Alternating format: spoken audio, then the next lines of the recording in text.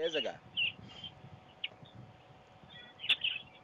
Actually, I can recognize this specimen elephant bull, and Jackson said he was there when he was adopted and collared in a Beversook 3 years ago, to be able to find some nice green food. So he tried to push that marula tree down, but yeah, it looks like he's not sure what to do. Here we go, look at that. Eyeball. Yeah. Huh. What a powerful creature. Very, very majestic animal. Elephants are my favorite.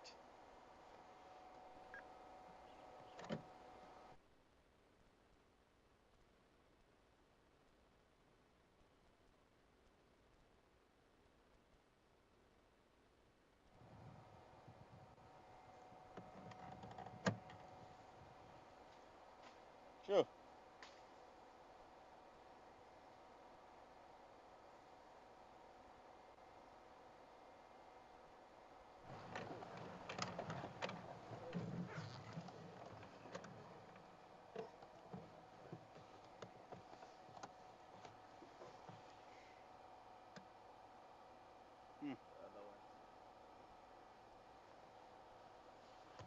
Yeah, it's another elephant bull behind Jiga, but just still further away from us.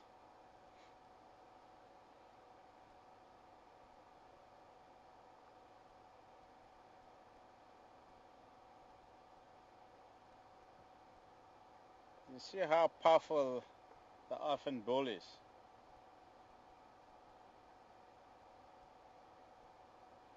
It didn't take him more than a minute to break the marula branch off the tree. This is what the elephant bulls tend to do in the dry season. But they can be fully destructive than they will be in the wet season, obviously.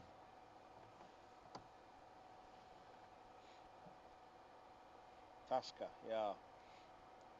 They call him because of his impressive tusks, so that they'll be able to track him down. There's an elephant bull with a massive tusk like this is obviously attractive towards the poachers, even though we don't have a poaching problems anymore. We still have poaching in the area, but it's not as bad as it used to be 10-15 years ago. So now we have what we call a subsistence poaching, where the local guys try and sneak into reserve and then kill impala just for a dinner stack on the table. But other than that, people don't go for the elephants and rhinos for the ivories, which was very high in the black market many years ago, which is a good news today.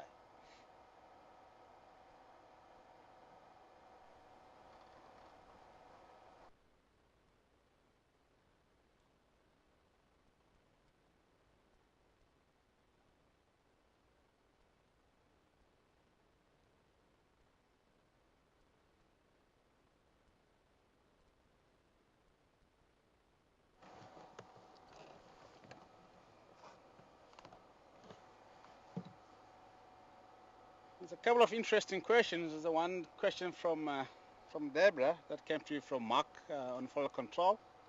Thanks, Mark, for the questions. And Deborah wants to know about the color on the elephant. The conservationists, they dodge the elephant, especially the big bulls like this with very impressive tusk, and they'll collar them because they wanted or or they want to be able to track them, just for in case they get killed or die of old age, so that they know where they will be, so that they will be able to remove the tusk and keep them in the warehouse, in the reserve. So that is the major reason why they color the animals. And also see colors on the lines, or leopard, or anything like that, or other different animals. It's all about tracking them down and check the movement, especially with the buffalo of the tuberculosis disease, and so that they'll be able to follow the movement, just for in case they cross over the area where they're not supposed to cross over, to spread the disease around the reserve.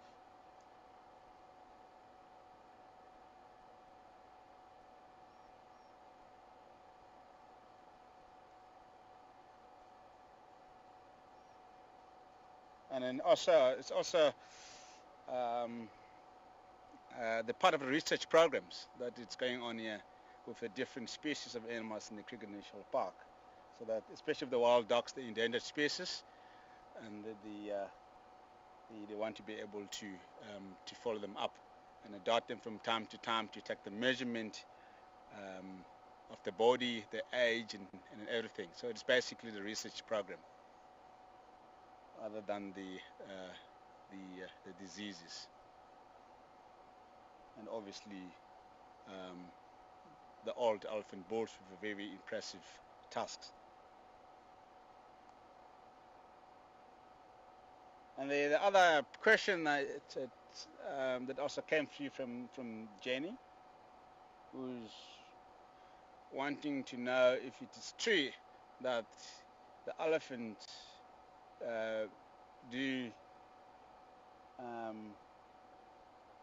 chew the food and share it with the others. I've seen that happening myself, especially with the association of all the bulls and the young bulls. So I see the elephant, the young bull chewing, or the other bull chewing the food, and then the other bull, and then it will lift his trunk into the other one's mouth, and take the food out of it, and then eat it. So it does happen. Interestingly, there was a very old elephant bull called Mandlave, who was one of the Magnificent Seven that we used to have here many, many years ago. And he was very, very old. And then he used to hang around with 3 young elephant bulls. And these young elephant bulls were very kind with this guy, or with this old elephant. And they used to help him to food. They used to push the trees down so that he'll be able to feed on the fresh food and that sort of thing, because he was very, very old to do that by himself.